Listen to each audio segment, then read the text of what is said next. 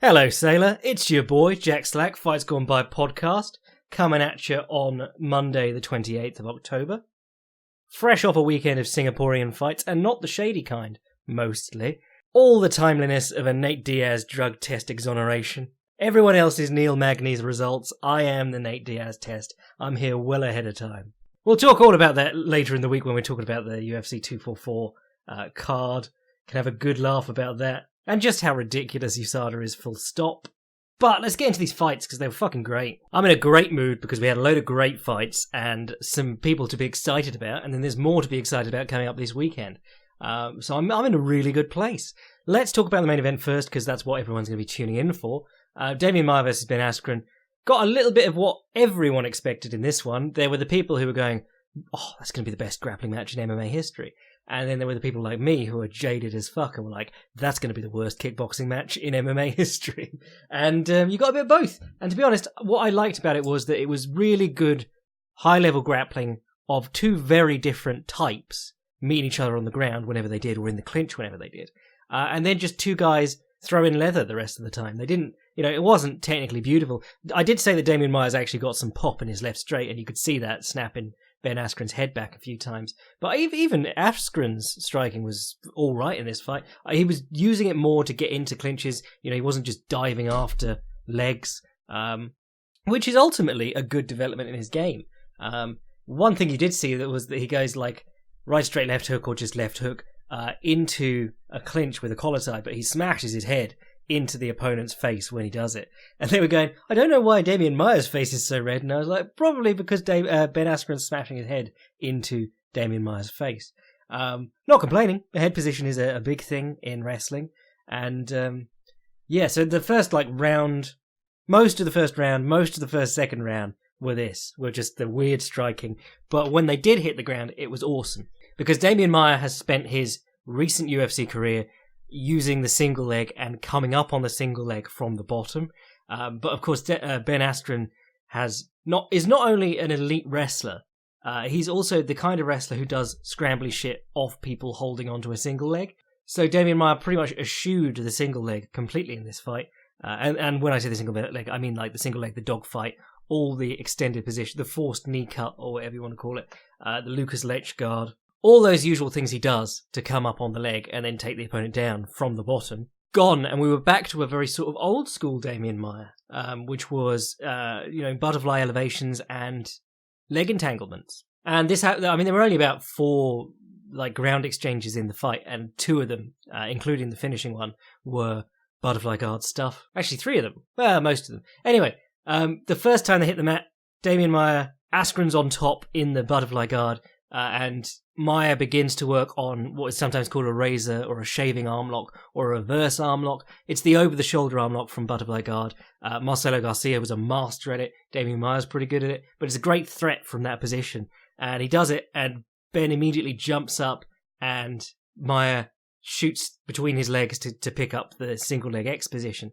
Now, the interesting thing is that it's known as single leg X now, or ashigarami, or just a leg entanglement. Sometimes they used to call it a fake heel hook or a fake foot lock position before we got all the recognised nomenclature. But while Marcelo Garcia was working on that, and Damian Maia was sort of a peer of Marcelo Garcia for a good amount of time, Damian Maia was working on what he called the snake guard, or they released a DVD called the anaconda guard. But basically he realised if he'd arm drag people from the bottom of the butterfly guard, they would put one leg up to stop him moving around behind them, so he'd sit back and snap that up in the single leg X position, which he called the snake guard. Marcelo Garcia had independently come up with the same idea, though he used to go to full X first, and the single leg X was a development from there. But the single leg X is an incredible sweeping position, and of course it is halfway to a heel hook, and later in the fight, Damian Maia used the heel hook to turn Askren to the bottom and get on top. But that first round ended with Maia underhooking on the trapped single leg X and then trying to transition to full X, and Askren jumping over the top of him.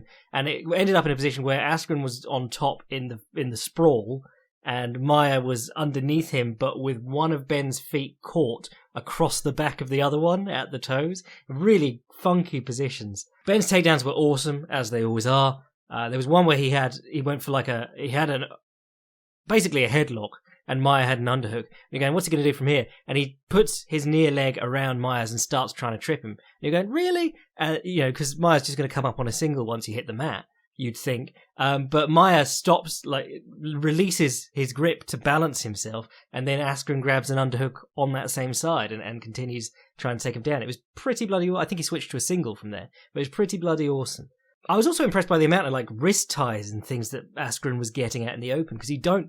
Well, I mean, they were falling into dirty boxing clinches, and then he'd try and hit a Russian 2-on-1 or just take wrist control or something like that. But you don't see those very often in MMA. It's kind of like extended hand fighting periods. You don't see them often because most fights don't match up that way.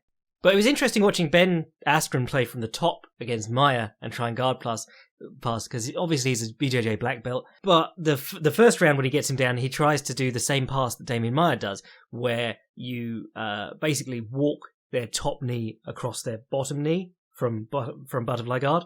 Started out as a sweep counter, and then guys started trying to force the position, and that became what is called the smash pass or the leg weave. And Maia does it in just about every fight. I mean, he did it in the end of this fight to Askren, but basically the goal is to smash one of their knees down to the mat and then walk the top knee across it. So they've got a top and a bottom knee once you've finished the position, but then you try and smash them together so that both knees are together and down on one side. That's always a good passing position. But he starts trying to do it. Maia takes his top leg out, and Askren sort of, from that tripoding position where he's doing the pass, he ends up back on his knees, and that's when Maia started attacking him. But then the second round with the triangle attempt, Ben splits his guard on the knees, so he starts trying to drive to a full half guard, or a flattened half guard. So he starts trying to drive Maia's trapped leg between his legs so that he can pass the knee. And Maia takes the overhook on the side that Askren has the underhook, kicks his leg out, and just throws through to a triangle from this forcing half guard pass, which was really cool. But he did the triangle with the arm in, so overhook triangle, and basically didn't even seem to care about the triangle because he knew Ben would immediately try and do something like stack or posture up. Ben gets up to his feet immediately, and Maia just switches off to the omoplata. And it reminded me of this guy. There was a crazy guy back in my bloody elbow writing days who was obsessed with karate and judo being the superior martial arts to everything. Basically a weeb. But he'd go, oh, jiu-jitsu isn't useful. The only things that are useful in jiu-jitsu are the things that are useful from judo. And on the one hand, you're like, yeah, especially after this fight, I don't really have a stake in which grappling art is better. I think it should just be grappling, and we should be trying to learn fucking everything. But this guy was like, no, Udigatami is the one to use from there. Don't ever attempt an omoplata. There's been one omoplata victory in UFC history. And he was proper weird about it. He'd tweet Henna Gracie being like, don't waste your time teaching omoplatas and stuff. Conveniently ignoring the fact that the omoplata, while it's a submission, is in many ways it's like any submission in... Well, not submission, but any, the double wrist lock in wrestling and things like that. There are things that you use to make the opponent turn. That's a completely legitimate way to use some kind of arm lock, leg lock, whatever. But if the goal is to get them to turn and they turn, that's the technique working. Just because everyone rolls out of the omoplata doesn't mean it doesn't work as a technique, because you come up on top. That's the whole point. If you watch really good omoplata players like Clark Gracie, Zach Maxwell, there's a few of them out there. But, they a lot of them don't really finish from the omoplata that much. Unless it's in the gi, they'll go for the gi choke while they're on the opponent's arm. But most of them use the omoplata to sweep, or as the opponent stands up, they rebound and go into the leg attacks. So Dopas omoplata sweep, and immediately started passing Ben's guard the exact same way that Ben tried to pass his in round one. Watching Maia pass guard is always such a treat. Because, he's got that... I'm sure he's very strong, but he's got that, technique strength, where even against a strong guy like Ben Askren, who knows what he's supposed to not let happen, Maia's just no, your knee's going over there now, mate. And then, it looked like there was barely any resistance from Ben. And there was, because he must have been training specifically for this stuff. And then the end came when Maia was able to use the elevation, get on the single leg X, threaten the heel hook, turn Ben to his back, get on top, hit that beautiful weave pass again, smash pass, knee through the middle, step on the top of the bottom leg with your free leg, and then move into mount. That'll make no sense because I'm saying it, and I'm trying to it's not going to make sense when I'm describing it, but watch it and run me saying it over the top, and you don't understand what I'm talking about. But then he moved to Ben's back, got the rear naked choke. Brilliant finish. Brilliant fight, I thought. And now I am in exactly the same position with Ben Askren that I am with Michael Venom Page, and I seem to end up in this position all the time. I think it's just because of the nature of MMA fans. You're either the best ever if you're a guy coming from outside the UFC, who hasn't fought anyone good yet. You're the best ever, and it doesn't actually matter when you meet someone good. And then you meet one good guy and you win or whatever, and people go, "Oh my god, he really is the best ever." And I'm going, "Well, hang on, we've seen against one good guy," and then they'll lose in a fight where they did good stuff. And people will be like, "Well, I always knew they were an overrated can like MVP." And you're like, "Well, he did well in that Lima fight." Or Ben Askren, he did well against Robbie Lawler and Damian Maia and got knocked out very quickly against Jorge Masvidal. I don't know. Maybe I'm a fucking contrarian, but I feel like my position doesn't really change except if they do good or bad in a fight. And I go, "Oh, well, they did good in that fight." Whereas everyone else goes, "Well, they lost that fight, so they're bad." Yeah, shame for Askren. He's 1 and 2 in his UFC run now. Obviously, the first one was a little bit controversial, but he's been the whole thing that he was going to just walk through the division. I had a lot of trouble believing anyway because of what I'd seen him do against lesser fighters. Generally, I felt like the people who hyped him from his one days, a lot of them like Schaub and Rogan when they used to talk about it, you got the sense that they hadn't actually watched a lot of the one fights, that they just knew about him or watched a few highlights of him. He's always been hittable and had trouble and things like that, and the whole thing was like he doesn't really have a means of closing the distance, and there's no real threat if you stay on the feet with him. Whereas Tyron Woodley, a much more limited wrestler technically, less ideas, but if he can't get you down, at least you're always thinking about the fact that he might take your head off with the right hand, or kick your legs off. So what else happened on this card? Beneil Dariush got back in not back in the win column, he's had 3 on the trot since that loss to Alexander Hernandez. I keep saying it, but Beneil Dariush is like the cautionary tale of the lightweight division. Do not ever take a short notice fight as a top lightweight, because they could turn out to be a killer, and you might not even know. Like, no one knew that Alexander Hernandez was going to come in and pretend to be TJ Dillashaw and catch Dariush waiting. Caught him cold and knocked him out very early in that fight. And then Dariush has been faultless since. He's won 3 on the trot. And he's still not back in the top 15, and he was a top 10 guy before that. You got the sense that this was sort of a different levels fight before it was even happening. Frank Camacho's a gritty guy, and his last fight was awesome. He was using body shots beautifully, but he wasn't. You wouldn't really consider him on the level of Beneil Dariush. Just having considered his most recent losses. But I thought Dariush looked great in this one. It was moving, doing a lot of work on the back foot, which I was very surprised by, because he was one of those guys that, got in with Rafael Cordero and realized very early in those hard sparring camps that it's good to be on the offense and working and going forward, because it keeps the other guy from beating you up. But he was doing well, on the back foot here. He was leading Camacho around, kicking him in the body, hitting him, just looking great. I thought he looked as good on the feet as he's ever looked, even when he was slapping the shit out of Edson Barbosa for, 2 and a bit rounds. Everyone forgets that. Everyone forgets that he made Barbosa look really bad until that flying knee. But yeah, got the back very early. It was 2 minutes he got the back and choked him, so just almost nothing happened in that fight, but a lot did, and I enjoyed it. Stevie Ray versus Michael Johnson was a contentious one. It seems like Michael Johnson can't just decisively win or lose. Well, actually, he did get knocked out in his last one, but he had that controversial one against Fili. Some people were angry about the one against Artem even, but I thought Ray did very well in the first half of the first round, and then in periods throughout, but Michael Johnson sort of warmed up through the very last bit of the first round, and when he started throwing combinations, that was good.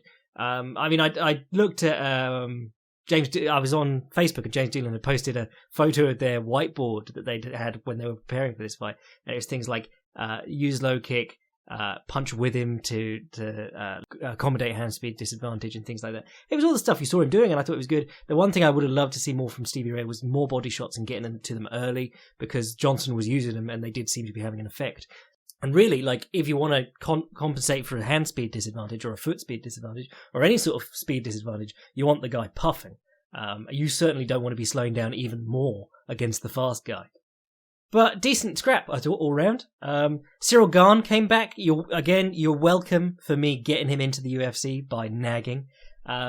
he fought Dontail Mize. I swear his name was different when they fought in the ring. But this guy, Dontail, took a fucking beating, and he took it like a champ. He was just like body kick after body kick. Can I just say the booth was not great for this one? I love Gooden and Hardy, and I enjoy Felder, but something about them together just didn't work for me. They just kept like stopping to try and think of things that Cyril Gane's kick to the body sounded like. And you go, well, lads, commentate the fight, please. But yeah, really, really good. The thing that I'm noticing about Gane, well, I noticed it a while ago, but it's still bugging me, is that he's beautiful when he's jabbing, beautiful when he's low kicking, or front kicking, or doing anything like that. But whenever he throws his right hand, he throws it from like behind him and throws it as long as possible in like a wide swing and throws himself off balance. And I'm going, you work with Francis Ngannou, how are you getting away with that? Surely he'd have uppercutted you in the face by now for doing that. But Cyril Gane's still doing it. And again, gets a submission. Because like last time, he got an arm triangle. He's got one win by T-Rex choke, I think. You know, he's known as this terrific striker, but he's now 2 knockouts and 3 submissions. Yeah, T-Rex choke on his first fight. I mean, the guy's clearly a phenom or a prodigy in terms of MMA, because he was decent as a kickboxer, but you didn't hear a lot about him like setting the kickboxing world on fire. You watch his fights and it's all like fairly low level Muay Thai stuff in France, but clearly he's his style was nothing like this in Muay Thai, by the way. I mean, go read Cyril Gane Switch Hitting for the Bigger Gentleman, which is an article I wrote for the Patreon boys a few months back. But yeah, his style's completely changed since he's come to MMA, but whatever he's doing, he's found a way to make it work, and he's got a build to make it work too. And he's tremendous. Every time he fights, I get tweets and Reddit messages and things just saying, thanks, Jack, I put money on this guy. Also, he was really fun to watch. Yeah, he's brilliant. I foresee a good future for him. I don't know if he'll ever be like UFC heavyweight champion, because, you know, that takes some doing, especially if you don't have like a pure wrestling background. But certainly he's going to be one of the top names in that division, just on athletic ability and smarts alone. Muslim Salikhov versus Laureano Strapoli. I knew this would be a good one, because Staropoli was good fun in the South American card that he was on. What was it? That was Argentina, wasn't it? Because he was the only Argentinian on the card. But Muslim Salikhov is just brilliant. Love him.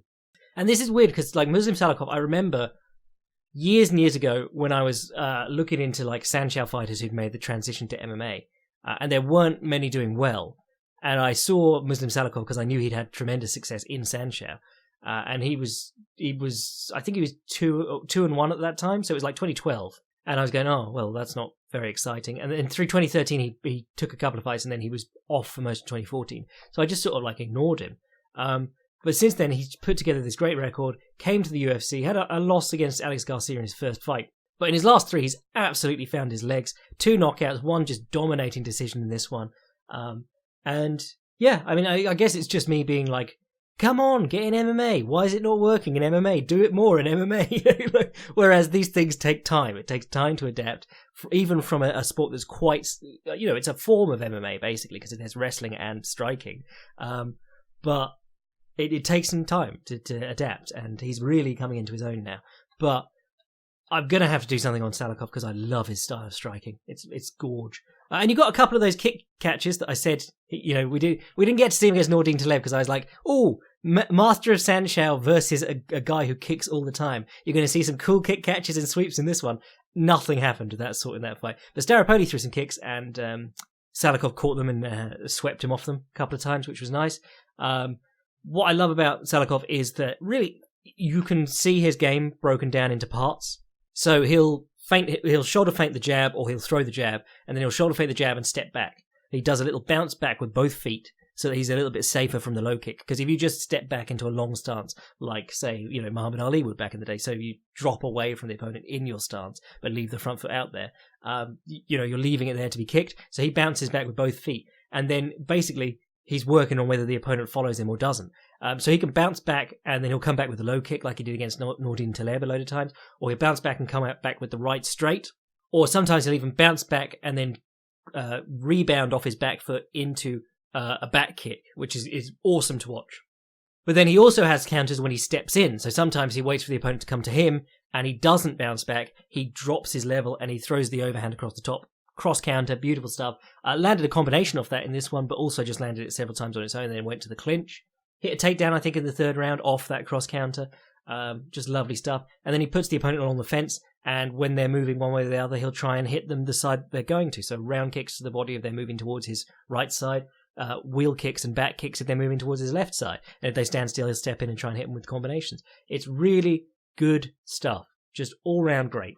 Cannot recommend watching Muslim Salikhov enough. Random Marcos versus Ashley Yoda, I skipped.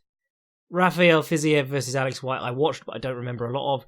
Evloev versus Barzola was terrific. That was, I think, if you didn't have to give Fight of the Night to the main event, I think that would be my Fight of the Night. Really good fun. Both guys just out there banging. Looked like Evloev was going to blow him out, and then Barzola suddenly started stopping the takedowns and no-selling the strikes. Beautiful stuff. We saw a couple of good uses of the uppercut on this card. I think it was Evloev, and it might have been even Muslim Salikhov. I think it was Dariush, actually. But using the right straight to enter and step slightly to the side and come up with the uppercut at short range, or using a long uppercut, ducking down and coming out the side door and throwing the right straight from the side. Both of those beautiful techniques, both of them on show in those fights. Evloev was also doing that weird Russian uppercut that I talk about sometimes. Jim Corbett, Gentleman Jim Corbett, put it in his book. The cross counter is where you slip inside the jab and throw the right hand across the top. But Jim Corbett thought that it was a good idea to slip inside the jab and throw the uppercut out to the side. So like where the uppercut comes up in front of you a lot of the time and it's powered from the legs and it's an upward movement, his was like a rotational of the body whipping uppercut, and it came out, you slipped down the inside of the punch and you threw the uppercut out slightly to the right of your center line. And yeah, apparently he made Bob Fitzsimmons bite his tongue off with uppercuts, so he apparently could do a good uppercut. But I've seen several Russian fighters now slip inside of jabs and throw the uppercut like that, and Evloev was doing it too, slipping to his left and throwing the uppercut at the same time. It just reminded me of like the 1960s, 70s US and USSR boxing teams, because there was actually sort of a bit of an arms race in boxing at that time. That's when the US team got very obsessed with lateral movement and straight hitting. So they almost simplified their punches down and focused on the lateral movement, changing the angles. And the Russians got a bit more into like body hitting and sort of awkward angles on the blows themselves. I mean, generalizing enormously here, but it was certainly a trend you could notice, and it was quite cool. It's like, where do you change the angles? The US fighters were changing the angles with their feet and throwing basic straight punches, and the Russians were throwing more sort of like varied hook arcs and uppercut arcs. I say Russians, USSR, whatever. On the subject of that, back to Evloev. Yeah, I thought this was an absolutely terrific fight. There were some great takedowns and scrambles. Very early on, like he shucked past Barzola from the clinch, broke him down onto all fours, and Barzola came up, arching his back into Evloev and trying to break the hands off, and Evloev just sort of like rolled under him and back into a leg drag position. It was awesome. Evloev got the decision. I wasn't too unhappy with that. I thought it was a good decision. I thought Barzola looked good once he sort of warmed up. It took him getting hit a lot, and it sort of like took him stopping a takedown, I think, in the second round, very early in the second round, to go, oh yeah, I can actually stop these takedowns. I'm not that worried anymore. And then it all got a lot more competitive and fun. Sergey Pavlovich, I said he might look better here, because like he surprised me in his last one. Against Overeem, he looked like garbage, but here he looked good. Maurice Green came out, and basically it came down to Pavlovich splitting his jab. Slip inside slip to the elbow side of the jab, throw back your own jab, and he caught Green basically coming onto it, snapped his head back, stunned him with the jab, and then followed with the right hand and combinations. Skipped Rafael Pessoa versus Jeff Hughes, and I've carefully positioned Loma Lukbuni and Alexandra Albu for this portion of the podcast, because I wanted to talk about it last, because this was the thing that excited me the most on the entire card. Because while Alexandra Albu has an ass that has basically got her to the UFC, I mean, she's not an amazing fighter. She's a good fighter, but a lot of it would seem to be like social media presence and Instagram ass pics. But Loma Lukbuni, girls gotta clinch like I've never seen. Truly remarkable. Like, she was going round the headlock, and I'm going, fucking women's MMA, fuck, getting ready to write a diatribe. And then she's got one arm on the bicep, and one round the neck, and she just starts kneeing the shit out of her. And when Aldo takes the underhook, she's still kneeing the shit out of her. And then when Aldo pulls back, she just elbows her on the break. It was absolutely gorgeous. She was leading Aldo around the ring, because she was the smaller girl, but she was winning in the clinch. And she's leading Aldo around the ring, and Aldo's walking forward onto the straight right hands. Some good kicks in there. Didn't throw as many kicks as you'd expect from a Nakmoy, because, still got to be cognizant of the takedown attempts. Yeah, first round, she's kneeing the shit out of Aldo in the clinch, and Aldo starts grabbing that string vest she's wearing. Firstly, whenever girls wear those string vests, I'm like, what the fuck is the point of that? Wear the t-shirt. Wear the Kat Zingano t-shirt. But she's grabbing the shit out of this string vest. I was losing my mind. And I think the commentary team were losing their mind too, because the referee was like, hey, stop that. And that was it. He just kept saying it. And then he formally warned her, and then she did it again. He was like, come on, I've told you about this. Didn't ever take a point. But this was what really sold me on Loone Lookbuni, because she went back to her corner. I don't think she said anything. She just lifted her hands up, and her coach took her string vest off. She's like, fuck it, don't need it. She didn't complain when she was in the clinch. She was just beating this girl up. She could feel it the whole time, but she wasn't like, ref, she's grabbing my gear, again. Because you can get into that. That was a big flaw of Michael Bisping. He'd be fighting the opponent, but he'd also be having a dialogue with the referee. I don't think you're doing your job right, mate. But yeah, she just no-sold it, went back to the corner, took the shirt off, was absolutely fine. Whacking great staph infection, though. That was pretty gross. Which might have been why she was wearing the string vest, but even then, wear the t-shirt, because the string vest, you could basically see it anyway. But even after that, late second round, third round, Albu's grabbing the sports bra stuff, the shorts and things. Albu just got the shit kicked out of her and was, looking for a way to get herself back in the fight. Everyone does it. I mean, Donald Cerrone grabbed inside Leon Edwards' glove and stuff like that. Tried to do the same to Alexander Hernandez, even when he was winning that fight. But, if you're a savvy vet, you've got to try and get back in the fight somehow. Dopest moment was Loma Lookbuni. Zumbini? No, Loma caught a kick. Oh no, I think it was from the clinch she swept Albu and then walked away like it was the fucking Lumpini Stadium. She's Lumpini ready, what can I say? I think she was on the Thai national team or something like that, because I was under the impression that she wasn't that special as a kickboxer, as a Nakmoy rather. And I was going to say, don't expect the best strides in Thai MMA to come from, Malapit. He came to MMA once he was old and washed, and everyone was like, oh my god, Scott Coker was like, he's going to be huge, and then he got beaten by Thomas Denny or something. But don't expect them to be the future of MMA for Thailand. Expect it to be guys who've trained Muay Thai young and aren't going to be world beaters in Muay Thai, but come to MMA. Certainly in the men's fields, you'd expect that more. But apparently she's pretty good in Muay Thai too. So good on Loma Lookbini. Oh, there was another thing she did too. Because she was doing this headlock clinch the entire time. And still able to control distance on Albu by using her head very well. But when Albu pressed her to the fence, she went from gripping around the neck to head under the chin and both arms straight for little segments of the fight. She only did it a couple of times, and it was just while she was transitioning to other grips.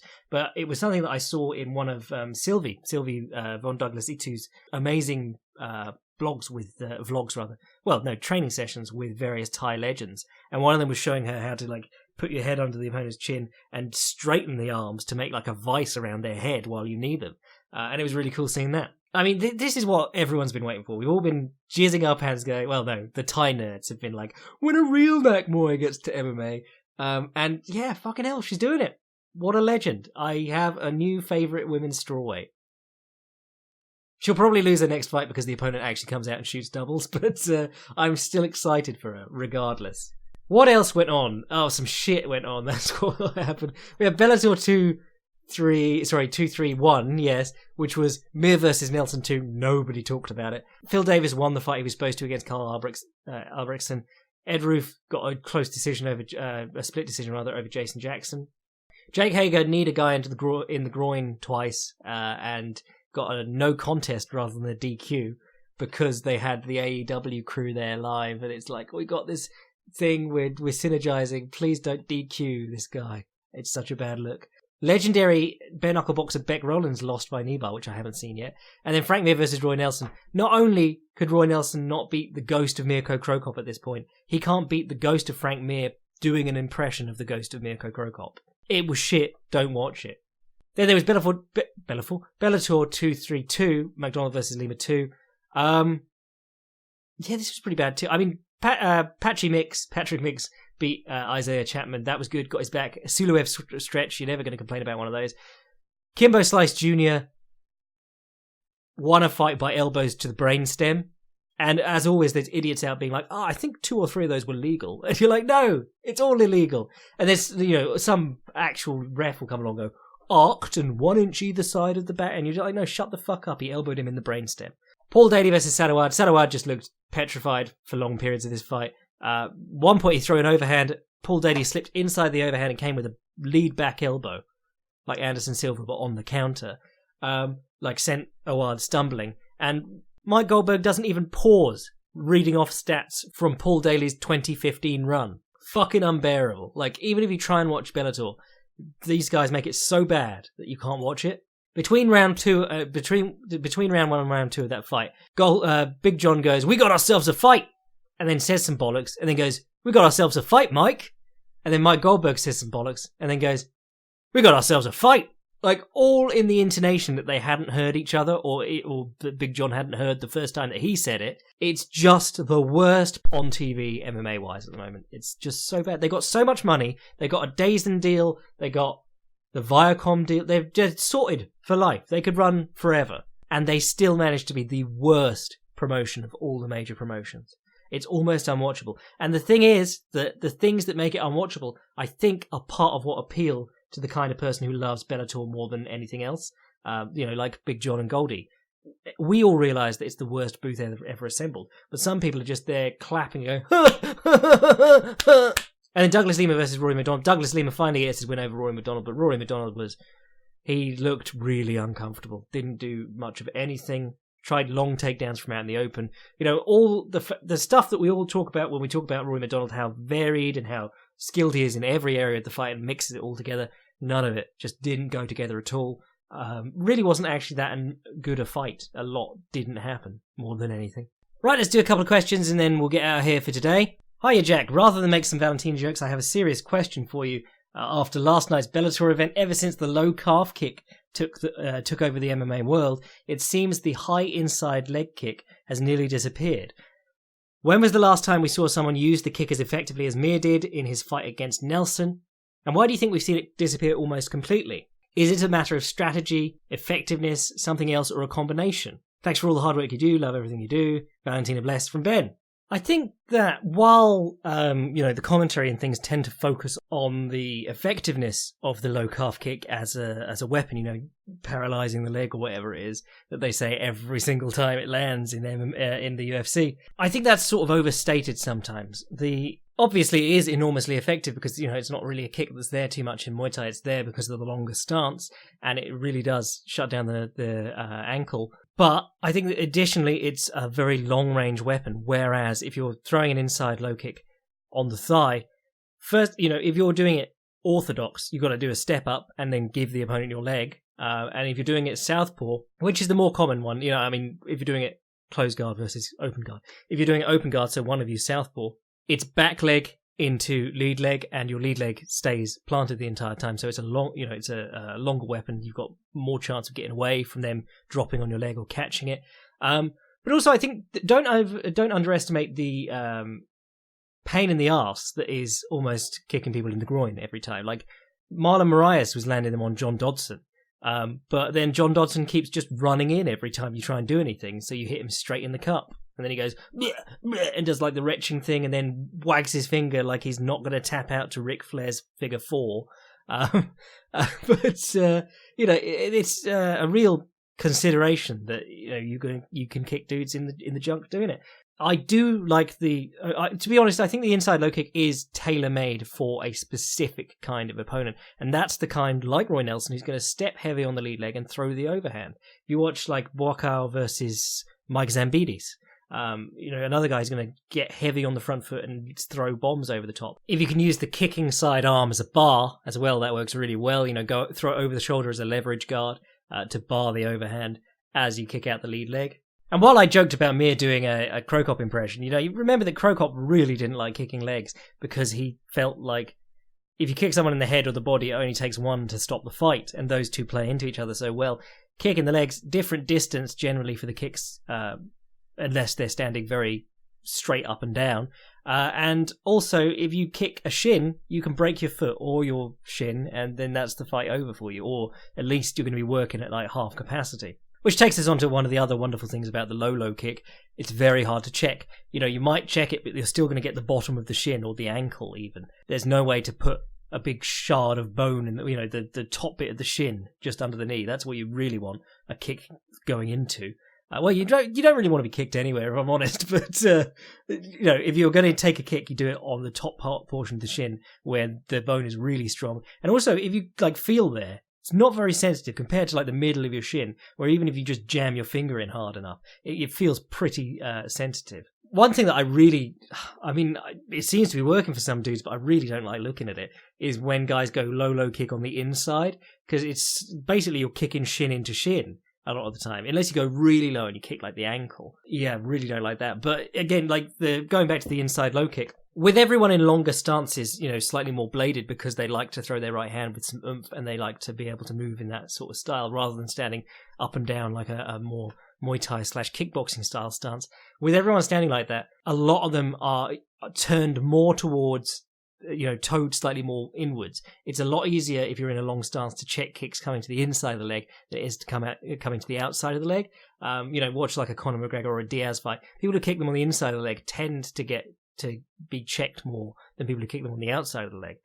Because by towing your foot inwards and standing side on, you're basically putting more distance between you and the leg turned out checking position. But, then factor in that if you're kicking the thigh just above the knee, there's a very short amount of space, there's a very short movement the opponent needs to do to put something really nasty in front of your shin / foot instead of their thigh. You've got that very small window between groin shot and knee, and when the fight's moving and everything's going on, it's a lot more in flux than if you're in a Muay Thai fight or a kickboxing match where you're standing right in front of each other. I think it has its uses in MMA, but I think it's more useful as a checking weapon, check them at the shoulder or whatever and kick the inside leg as they're stepping in on punches, which is basically what Maia did.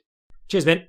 Right, I reckon that'll do it for today. I'm going to be dropping an article every day, an article or a podcast, every day until UFC 244, or roughly every day. I've got a lot of stuff coming, which is what I'm saying.